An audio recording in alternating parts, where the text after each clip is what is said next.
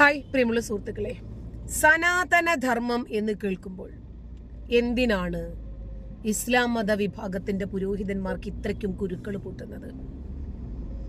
യോഗി ആദിത്യനാഥിന്റെ തലയെടുക്കുമെന്ന് പറഞ്ഞിട്ടായിരുന്നു കാക്കാക്കൂട്ടം വെല്ലുവിളിച്ചിരുന്നത്.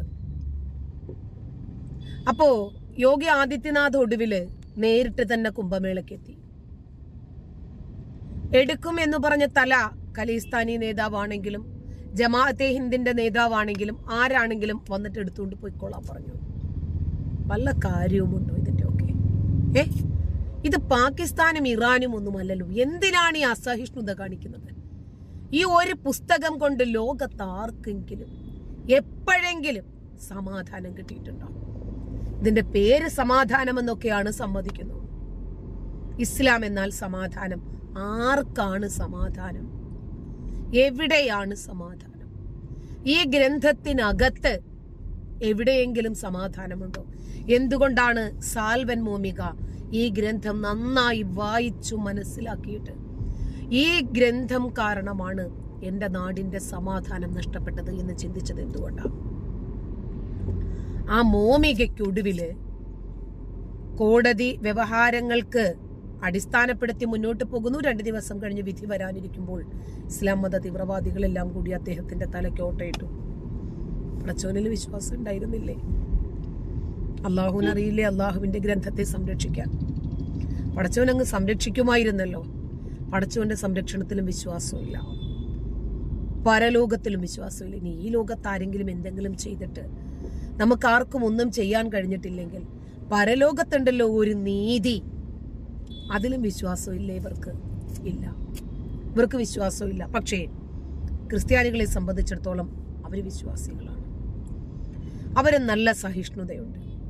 അവരുടെ മതം പ്രതിനിധാനം ചെയ്യുന്ന ആശയം അനുസരിച്ച് ഒരു കരണത്തടിച്ചാൽ മറുകരണവും കാണിച്ചു കൊടുക്കണം. അവർക്കെപ്പോഴും സ്നേഹം, പരസ്പര സഹായം, വിട്ടുവീഴ്ച മനസ്ഥിതി, ഇതൊക്കെയാണ് അവരെ മുന്നോട്ട് നയിക്കുന്ന പ്രധാനപ്പെട്ട ഘടകങ്ങൾ. അതുകൊണ്ടാണ് ബൈബിള് കത്തിച്ച മുഹമ്മദ് മുസ്തഫയ്ക്ക് പിന്നീട് ഒരു പോലീസ് പ്രൊട്ടക്ഷന്റെയും ആവശ്യം വരാതിരുന്നത്.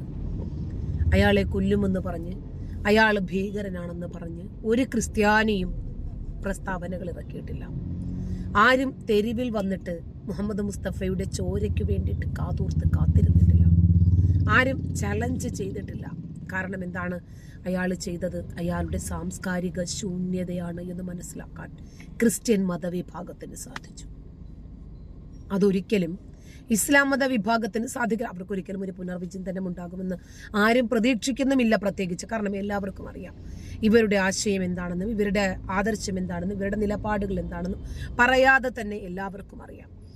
ഇവിടെ ഹജ്ജിന് കുഴപ്പമില്ല, ഉംറയ്ക്ക് കുഴപ്പമില്ല, ഉറൂസുകൾക്ക് കുഴപ്പമില്ല, ചന്ദനക്കുടങ്ങൾക്ക്, ഉത്സവങ്ങള്, നബിദിനം, ഇതൊക്കെ പറ്റും.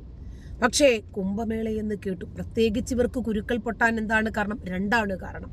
ഒന്ന്, 40 കോടി ജനങ്ങൾ പങ്കെടുക്കുന്ന ഒരു അമുസ്ലിങ്ങളുടെ അനുഷ്ഠാന കർമ്മമോ കുരുക്കൾ പൊട്ടിയില്ലേ? രണ്ടാമതായി, കോടികളാണ് യുപിക്ക് വരുമാനം വരുന്നത്. തന്നെയുമല്ല, ഇവരിതിനെ എതിർക്കുന്നതിന്റെ പരമപ്രധാനമായിട്ടുള്ള കാരണം ഒരുപാട് മുസ്ലിങ്ങൾ സനാതന ധർമ്മത്തിലേക്ക് വരും എന്നതായിരുന്നു.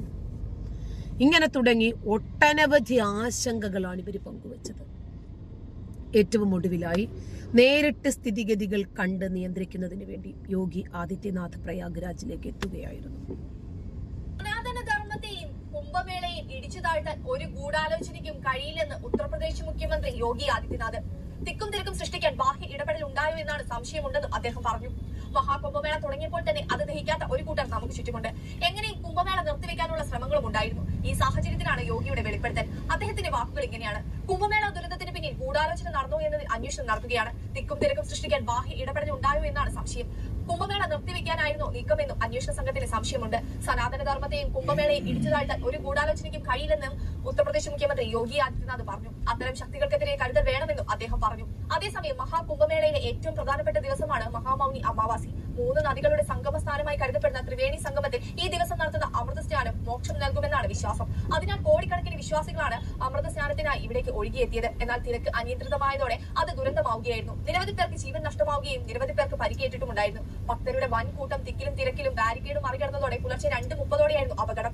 തിരക്കിൽപ്പെട്ട് ഈ സാഹചര്യത്തിലാണ് കാഫിറുകളുടെ ആഘോഷമായതുകൊണ്ട്, കാഫിറുകളുടെ അനുഷ്ഠാന കർമ്മമായതുകൊണ്ടാണ് അള്ളാഹു അവർക്ക് പണി കൊടുത്തത് എന്ന്.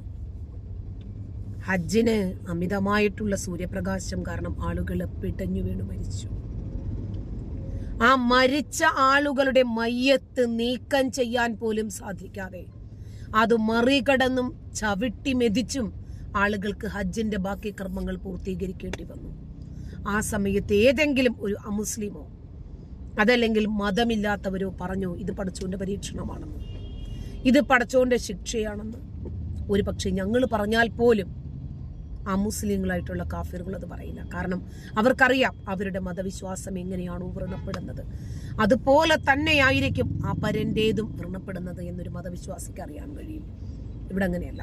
കാഫിറുകൾ എന്ന ഒരു കണ്ണട ഉപയോഗിച്ച് ആ ഒരു കാഴ്ചപ്പാടിൽ മാത്രം മനുഷ്യനെ കാണാൻ ശ്രമിക്കുന്ന ഒരു മതവിഭാഗത്തിന്റെ വികൃതമായിട്ടുള്ള കാഴ്ചപ്പാടുകളാണ് ഇവിടെ നമ്മൾ കാണുന്നത്.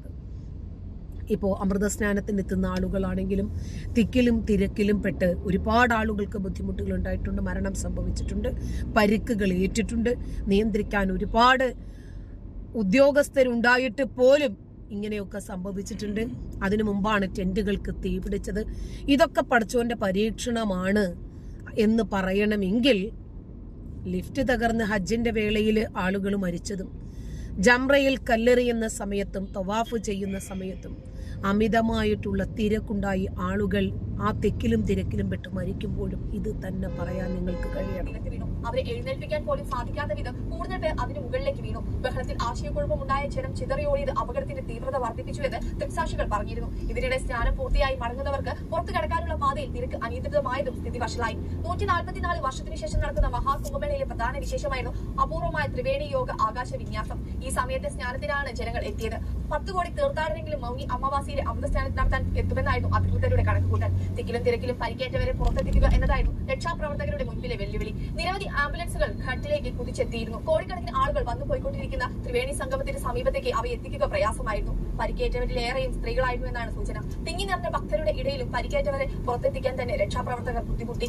പരിക്കേറ്റവരെ കുംഭമേള മൈതാനത്ത് സജ്ജീകരിച്ച സെൻട്രൽ ആശുപത്രിയിലേക്കാണ് ആദ്യം കൊണ്ടുപോയത്.